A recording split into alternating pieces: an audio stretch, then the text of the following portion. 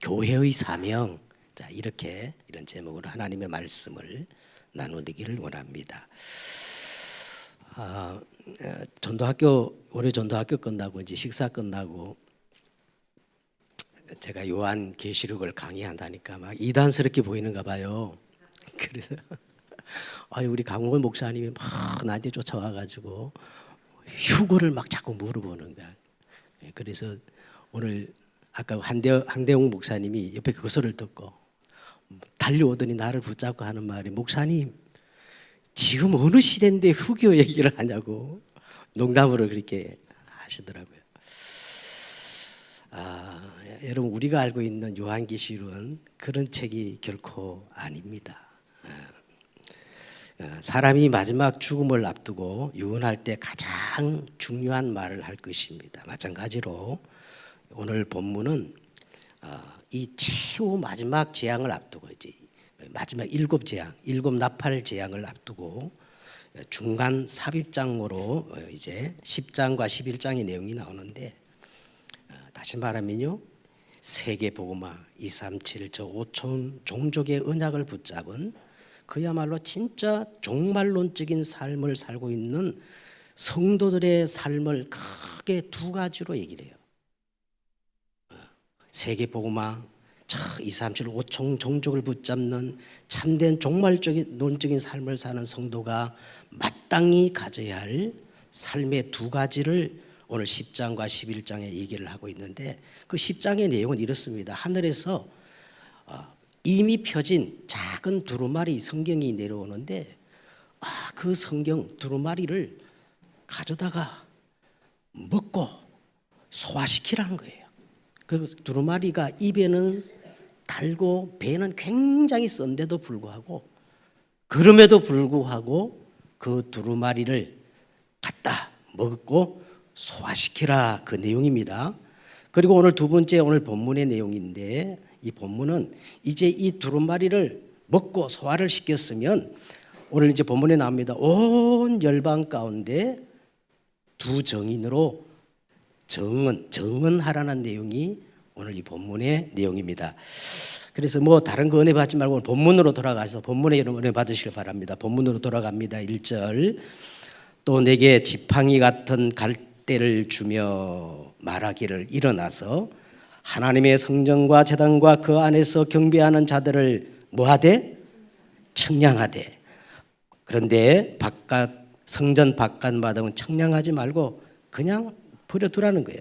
그것은 이방에게 내주었은즉 그들이 거룩한 성을 몇 달 동안? 42달 동안 짓밟으리라. 자, 예루살렘 건물 성전은요 주 70년에 이미 무너졌어요. 그래서 오늘 여기 하나님의 성전과 제단과 그 안에서 경배하는 이 자들이라는 것은 상징적인 의미입니다. 그래서 오늘 여기 나오는 하나님의 성전과 제단과 그 안에서 경배하는 자, 요 세 가지를 합친 것을 보고 이렇게 표현할 수 있어요. 교회의 축복. 따라 하십시다. 교회의 축복. 네, 교회의 축복이라고 할 수 있어요. 자, 이 교회의 축복을 얼만큼 누리느냐, 그것을 청량하라는 거예요. 이게 제일 중요한 거예요. 응? 자, 그 이유는 교회는 노아 방주처럼 유일한 구원의 뭐예요? 방주이기 때문에 그래서 정확히 하나님이 그걸 청량 경계해 가지고 그 교회를 보호하시려고 청량하라는 겁니다. 자, 그 다음에 3절에 보세요. 내가 나의 두 정인에게 권세를 주리니 그들이 굵은 벼옷을 입고 1260일을 예언하리라. 그들이 이 땅의 주 앞에 서 있는, 뭐라 그랬어요? 두 감람나무와 두 촛대니. 자, 이게 오늘 본문의 키워드가 되는 두 정인이 나옵니다. 근데 이 4절에 보니까 그들은 이 땅의 주 앞에 서 있는 두 감람나무와 두 촛대니까 이거 다 한 표현이에요. 두 정인이나 두 감람나무나 두 촛대는 한 것을 말하는 건데, 자, 그들이 과연 누굴까? 신천지에서는 이만희가 이 두 정인이요 두 감람나무 두 촛대라고 하는데 새빨간 거짓말입니다. 에? 자, 오늘 이 본문과 정확한 묘사가 어디 나오느냐? 구약 성경 스가랴 4장 1절과 14절에 이 단어가 그대로 똑같이 나와요. 그래서 제가 시간 관계상 핵심만 말씀드리면 이 두 정인, 두 감람나무는 이 감람나무에서 기름을 짜거든요.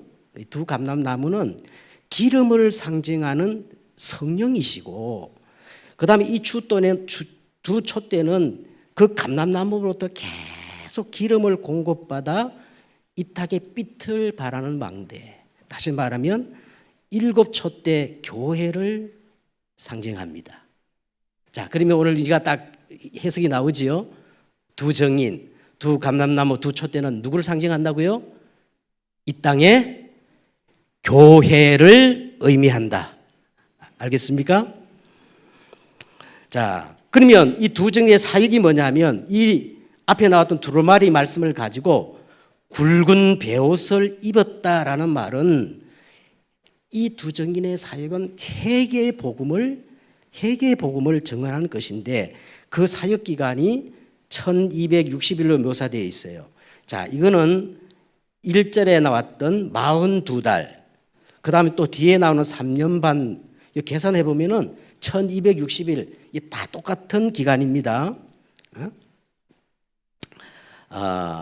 그러면 뭐 이게 뭘 의미하냐? 왜 이 3년 반, 42달, 그리고 1260일, 이거는 성경을 기록할 때 항상 어떤 의미가 있느냐면 말세 기간에 일어나는 큰 고난과 환난과 핍박을 상징하는데, 그러면 목사님 왜 꼭 둘입니까? 하나가 아니고 왜 둘입니까? 이런 의문이 들잖아요. 자, 성경에서 항상 둘을 묘사할 때는 하나님이 하시는 일에 대한 정확성, 완전성, 그 참됨을 증언할 때 항상 둘을 보내는 거예요. 그 예수님이 현장에 꼭 몇 명을 보내요? 둘씩을 짝지어 보내는 겁니다. 자, 5절에 보세요. 만일 누구든지 그들을 해하고자 하면 그들의 입에서 뭐가 나와요? 야, 이게 말씀의 능력인데 불이 나와서 그들의 원수를 삼켜 버릴 것이요. 누구든지 그들을 해하고자 하면 반드시 그와 같이 죽음을 당하리라. 그들이 권능을 가지고 하늘을 닫아 그 예난 날 동안 비가 오지 못하게 하고 또 그 권능을 가지고 물을 피로 변하게 하고 아무 때든지 원하는 대로 여러 가지 재앙으로 땅을 어떻게 하리라? 치리로다.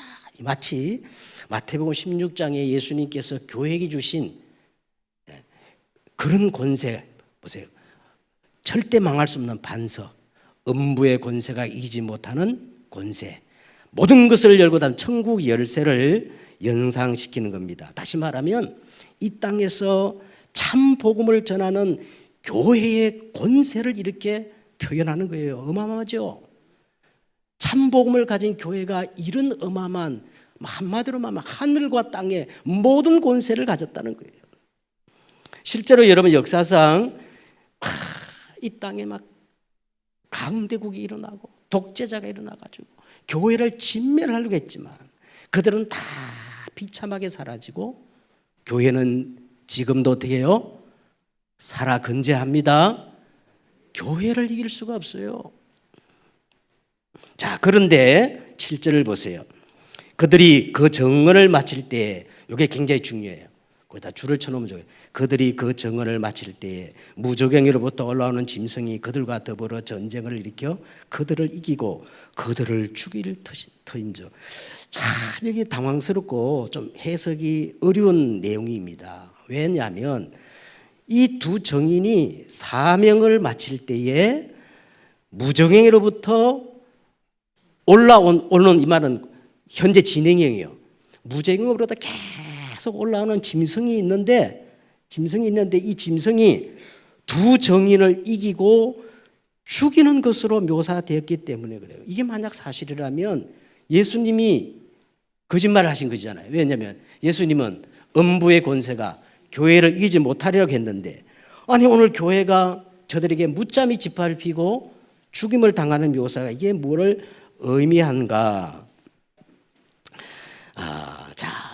자, 이게 그래서 오늘 이게 중요한 거예요. 그들이 그 정언을 마칠 때에 이 단어에 여러분 주목하셔야 돼요.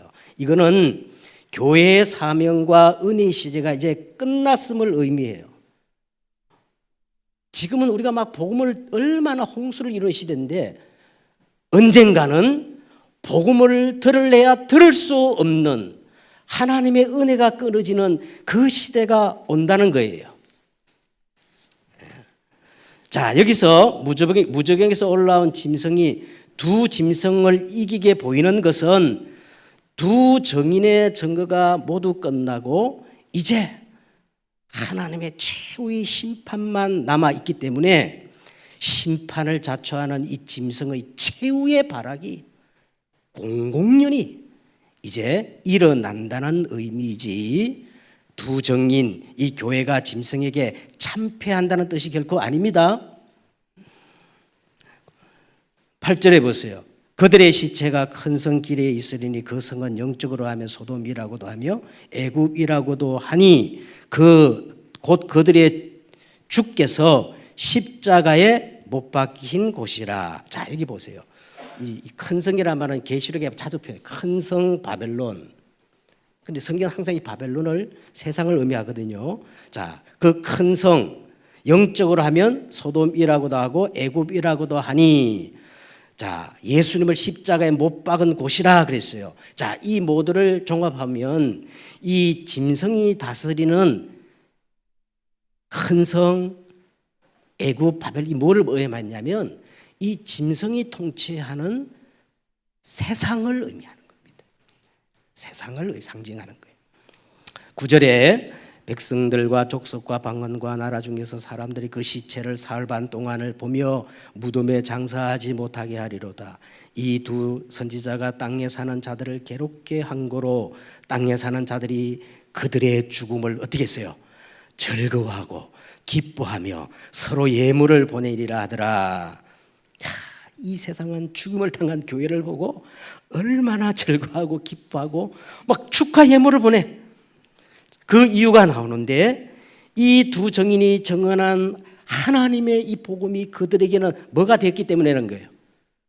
세상 사람들에게는 그게 복음이 아니라 뭐가 됐어? 괴로움이 되었기 때문에 그렇다는 그 괴로움. 아니, 왜 그들은 하나님의 이 좋은 복음을 괴로움으로 받아들였을까? 이유는 단 하나. 너희는 너희 아비 마귀.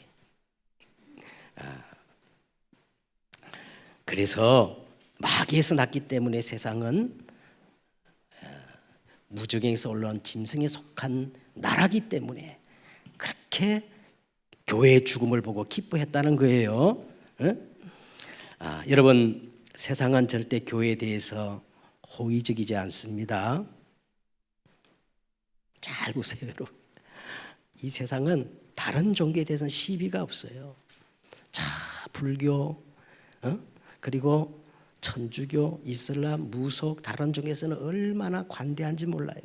MBC를 한번 보세요. 오직 기독교에 대해서만 예민하고 기독교에 대해서만 시비를 걸어요. 자, 왜 그렇게 했어요? 영적 싸움이기 때문에 그렇습니다. 자, 그런데 이제 놀라운 반전이 일어납니다. 11절 보세요. 3일 반 후에 하나님으로부터 생기가 그들 속에 들어가며 그들이 발로 일어서고 구경하는 자들이 크게 두려워하더라. 하늘로부터 큰 음성이 있어 이리로 올라오라 함을 그들이 듣고 뭐를 타고? 구름을 타고 하늘로 올라가니 그들의 원수들도 어떻게 하더라? 구경하더라. 자, 여기서요, 지금 우리 한국 교회가 영향을 받은 게 세대주의입니다. 이 세대주의자들은 이거를 근거해서 휴거설을 주장해요. 그러나 우리 장로교 개혁주의는 휴거설을 인정하지 않습니다. 자, 오늘 여러분 이 본문을 정확히 이해하려면요, 먼저 오늘 이 두 정인 교회에 대해서 정확한 이해가 있어야 이 해석이 가능해요. 자, 여러분 이 두 정인이 교회를 상징한다 그랬죠? 그러면 여러분 물어볼게요. 교회의 머리는 누굴까요? 그 교회의 머리는 누구예요? 목사님이에요? 교회의 머리는 정확히 성경에 누누이 나와요. 교회의 머리는 예수 그리스도입니다. 그러면 교회란 것이 뭐냐? 예수 그리스도를 영접함으로 구원받은 하나님의 백성들이 한 몸을 이루어 그리스도의 몸을 이룬 것이 정확한 교회의 의미예요. 그렇다고 할 때 오늘 이 본문의 교회의 머리 대신 오늘 이 본문의 내용은 성도를 얘기하는 게 아니라 교회의 머리 대신은 예수 그리스도의 대속적 사건으로 보아야 정확한 이해가 되어지는 겁니다. 다시 말하면 예수 죽음은 교회의 죽음이요 그리스도의 부활은 교회의 부활이요 승리라는 겁니다. 실제로 이 원수들이 예수님을 십자가에 못 박고 3일 반 동안 무덤 속에 있을 때 막 반대파들이 막 이겼다고 자축하고 승리를 자축했어요. 그러나 예수님이 사흘 뒤에 부활 승천하심으로 예수님의 그 십자가의 죽음이 패배가 아니요 오히려 최후의 승리였던 것처럼 오늘 이것은 교회의 패배가 아니라 교회의 승리이며 교회가 가지고 있는 예수 그리스도의 충성된 정인으로서 죽도록 충성을 상징하는 거예요. 여러분, 부흥은 교회 단어가 아니에요. 진짜 교회 단어는 죽도록 충성입니다. 할렐루야. 부흥은 교회 단어가 아니에요.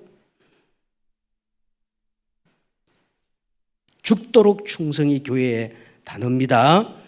13절에 보세요.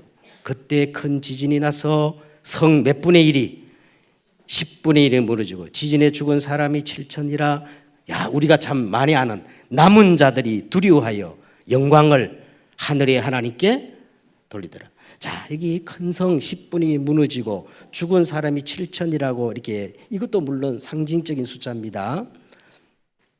여러분, 우리가 성경이 우리에게 10의 1조를 드리라 하는 것은 내게 있는 모든 것들이 하나님의 은혜예요.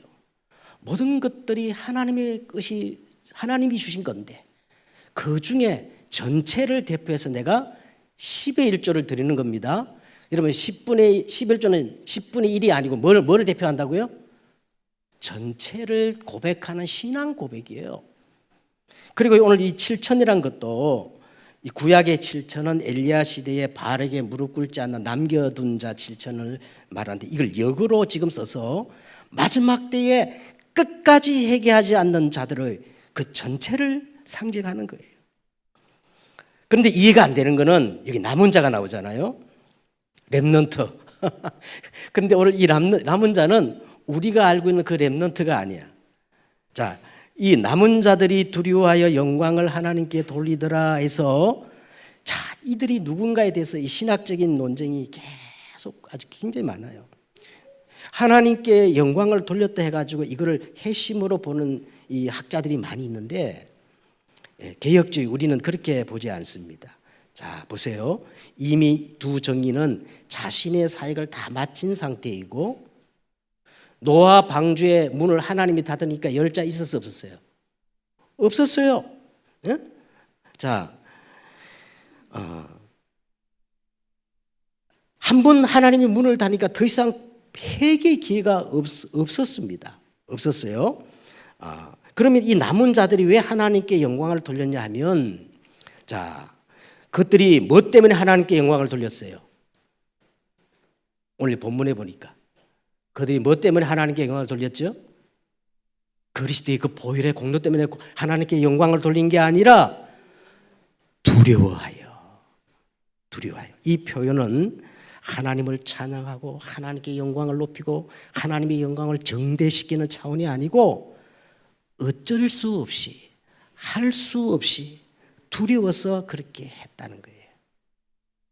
빌립보서 여러분 2장 9절에 보니까 그러므로 하나님이 예수 그리스도를 지극히 높여 모든 이름 위에 뛰어난 이름을 주사 하늘에 있는 자들과 땅에 있는 자들의 모든 무릎을 예수의 무릎에 꿇게 하시고 만입이 그를 가리켜 주라 시인하며 하나님께 영광을 돌릴 수밖에 없도록 하신 거예요. 이 상황이에요. 어쩔 수 없는 사실 앞에 모든 것을 인정하고 항복하는 의미입니다. 자, 그러면 이제 좀 느긋하게 마음을 가지세요. 자, 먼저 오늘 서론적으로 보면은 제가 오늘 말씀드렸죠. 이 10장, 11장은 중간 삽입장이라 그랬어요. 그런데 요한계시록에 보면은 이 재앙이 세 시리즈로 나타나요. 세 시리즈. 첫째는 일곱 인, 일곱 나팔, 일곱 대접으로 나타나는데 그 특징이 뭐냐면 항상 일곱째 마지막 재앙 앞에는 이 삽입장이 들어가 있어요. 이 삽입장이 왜 중요하냐면 이것이 진짜 요한계시록을 기록한 목적이란 겁니다. 요한계시록의 소극적 목적은 무저갱에서 올라온 이 짐승과 세상을 심판하는 것입니다. 이거는 소극적인 의미고 적극적이고 긍정적인 의미가 따로 있어요. 그거는 뭐냐 하면 종말을 살아가는 저와 여러분에게 주시는 말씀이라는 거예요. 그러면 요한계시록을 기록하신 목적이 뭐냐? 예레미야 29장 11절 나 여호와의 말이니라 너희를 향한 나의 생각을 내가 아나니 평안이요 재앙이 아니니라 너희에게 미래와 희망을 주기 위해서 요한계시록을 기록했다는 거예요. 재앙이 아니라 평안, 미래와 희망을 주기 위해서. 그래서 여러분 요한계시록을 보면은 해피 엔딩으로 끝납니다. 그 다음에 히브리서 4장 13절에 지은 것이 하나도 그 앞에 나타나지 않음이 없고 우리의 결산을 받으실 이 앞에 만물이 벌거벗은 것처럼 다 드러납니다. 이건 뭐냐? 정말 하나님이 원하시는 절대의 것을 붙잡으라는 거예요.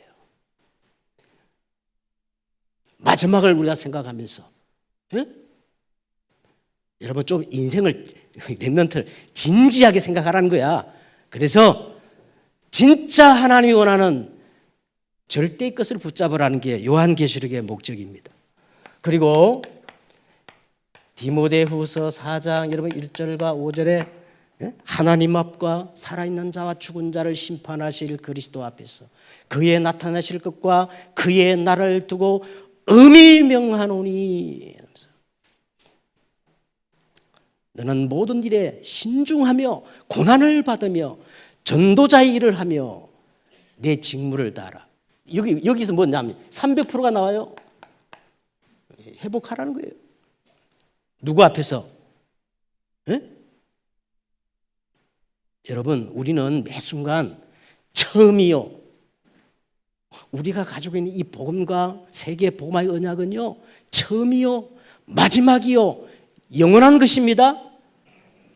알겠죠? 300% 회복하셔야 돼요. 300%.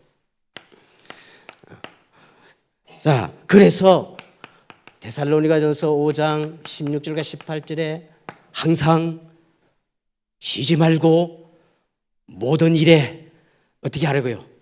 깨어있게 하기 위해서. 깨어있게 하기 위해서 하나님은 이 중간장 최후의 심판을 앞두고 계속 패턴이 그래요. 중간장을 넣어가지고 이렇게 종말론적인 삶을 회복하라고 우리에게 촉구하고 있는 겁니다. 자, 그러면 오늘 첫째로 보세요. 교회란 뭔가를 우리가 오늘 두 정인이 나오는데 도대체 이 교회란 것이 뭘까? 이거를 오늘 1절에 보니까 청량하라 그랬잖아요. 교회의 축복을 청량하라 그랬어요. 자, 여러분 교회가 뭐냐? 에베소서 1장 22절과 23절에 보니까 또 만물을 그의 발 앞에 복종하게 하시고 그를 만물 위에 교회의 머리로 삼으셨느니라. 교회는 그의 몸이니 만물 안에서 만물을 충만케 하시는 자의 충만이라. 원래 하나님께서 천지와 만물을 지을 때 있잖아요. 이 만물이 다 하나님이 거하는 성전, 교회였다는 거예요. 그래서 여러분, 에덴 동산이 하나님의 교회입니다. 예? 그런데 창세기 3장 사건으로 말미암아 이 하나님의 성전이 무너지고 사단이 왕노하는 세상이 되어버린 거예요.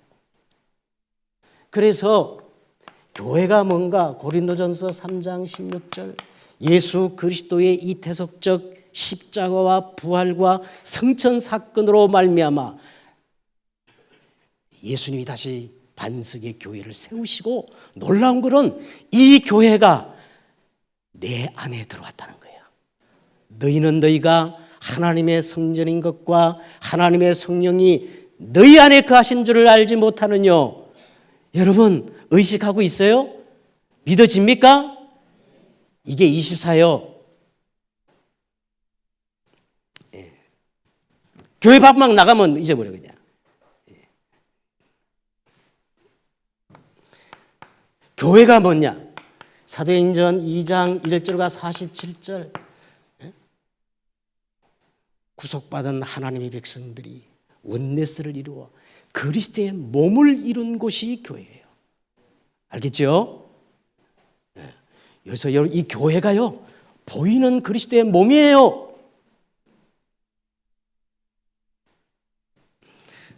네.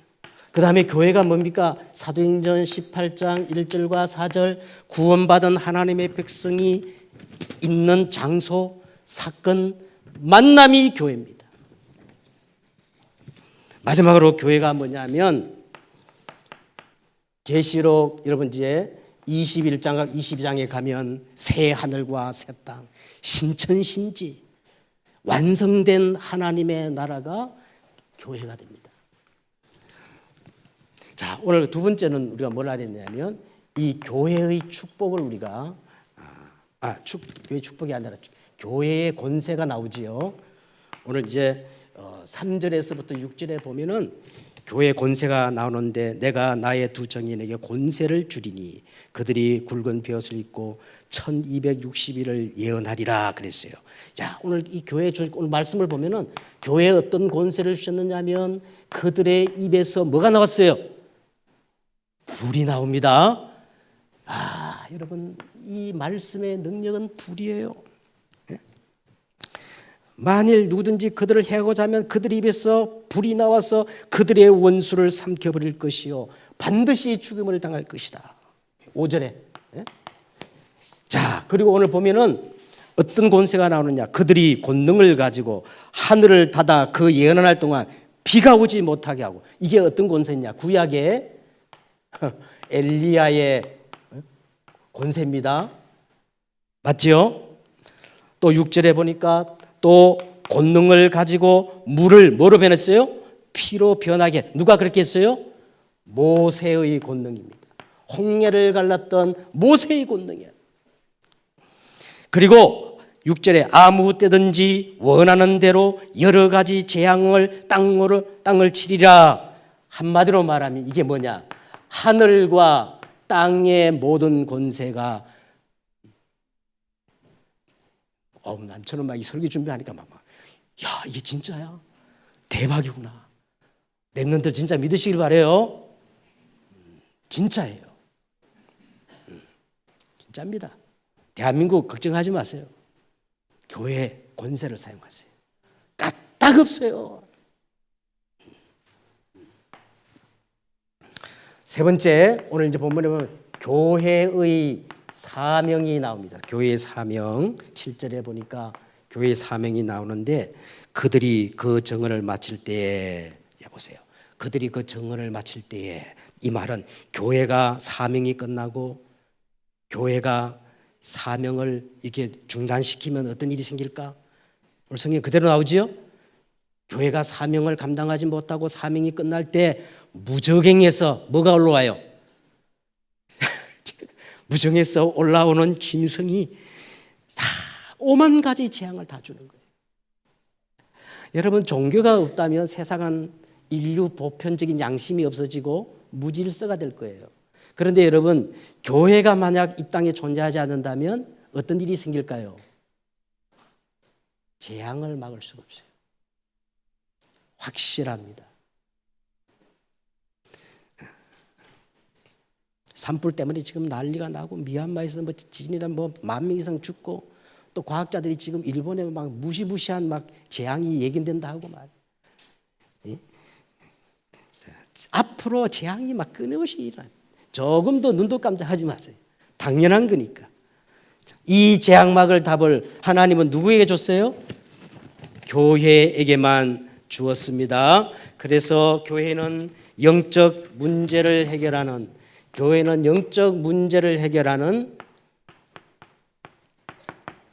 왕적 권세가 있습니다. 예수 그리스도는 마귀의 일을 멸하신 만왕의 왕이심으로 저와 여러분은 운명 끝이에요. 왜? 우리가 교회니까. 여러분, 교회는 어떤 권세가 있느냐? 로마서 8장 1절과 2절에 보세요. 죄와 사망의 법에서 해방시키신 제사장님으로 오늘 여러분 고백하시기 바랍니다. 저주, 제왕 나와 상관없다. 고백하셔야 돼요. 왜? 나는 제사장적 권세가 있기 때문에. 자, 교회는 히브리서 10장 19절 하나님 만날 수 있는 유일한 답을 가진 선지자예요. 그러므로 답이 있는 사람은 방황합니까? 이거 방황하는 사람이 너무 많은데 방황 끝입니다. 아무것도 염려하지 말고 다만 모든 일에 기도와 간구로 너희 구할 것을 감사함으로 하나님께 아뢰라. 그리하면 모든 지각에 뛰어나신 하나님의 평강이, 이게 제일 중요한 거야. 난 자꾸 잊어버리는데. 누구 안에서? 그리스도 예수 안에서 내 마음과 생각을 지키시리라. 오늘 여러분이 이 언약 붙잡고 기도할 때 하늘 문이 열릴 거예요. 보호자의 축복이 나타날 거예요. 하나님의 나라가 실현될 겁니다. 그래서 하나님의 나라의 일들이 실제로 일어날 거예요. 결론입니다. 이 결론이 제일 중요한 거예요. 자, 두 정인이 어떻게 이 사명을 감당하느냐, 이 사명 감당의 방법이 오늘 성경에 나옵니다. 그런데 굉장히 역설적 진리예요. 얼마큼 역설적이냐? 두 정인이 세상의 짐승에게 완전히 져서 죽임을 당하고 패하는 그런 걸 묘사됐어요. 그런데 이게 최고의 하나님의 방법이었다는 거예요. 자, 첫째, 오늘 우리가 이 세상을 이기는 방법, 짐승을 이기는 방법, 이건요 아주 우리가 맨날 강조하는 원리예요. 그런데 사람들이 못 깨달아요. 여러분, 십자가가 최고의 하나님의 방법이라는 거예요. 뭐가요? 십자가가.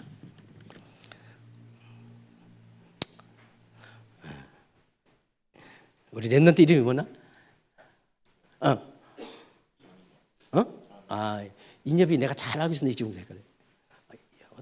어떤 사람이 총을 들고 너 예수 믿으면 죽인다, 죽을래 살래 하면 인엽이가 훈련을 많이 받았기 때문에 샹 사기도 힘드는데 오늘 끝장내자, 죽여라.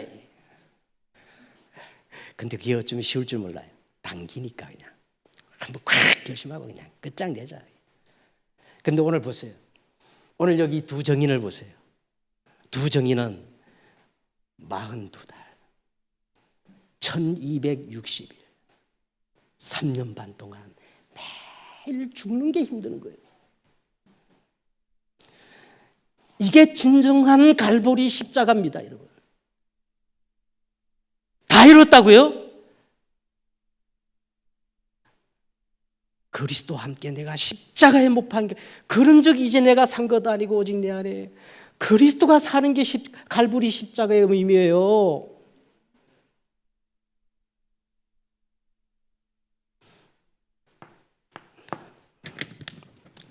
두 번째 방법이 뭐냐면 부활이에요. 부활.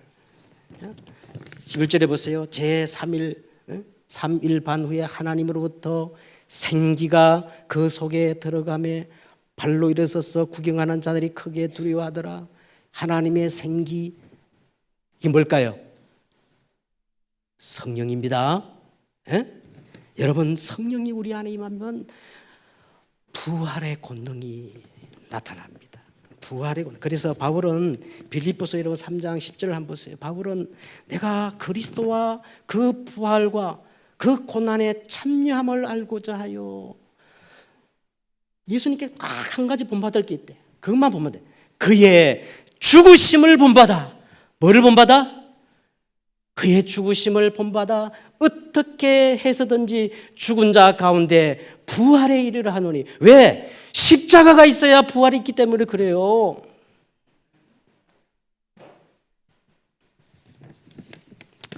세 번째, 오늘 우리가 세상과 짐승을 이기는 방법이 뭐냐?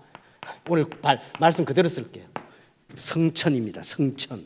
하늘로부터 큰 음성이 있어 이리로 올라오라 하면 그들이 듣고 구름을 타고 하늘로 올라가니 원수들이 구경하더라.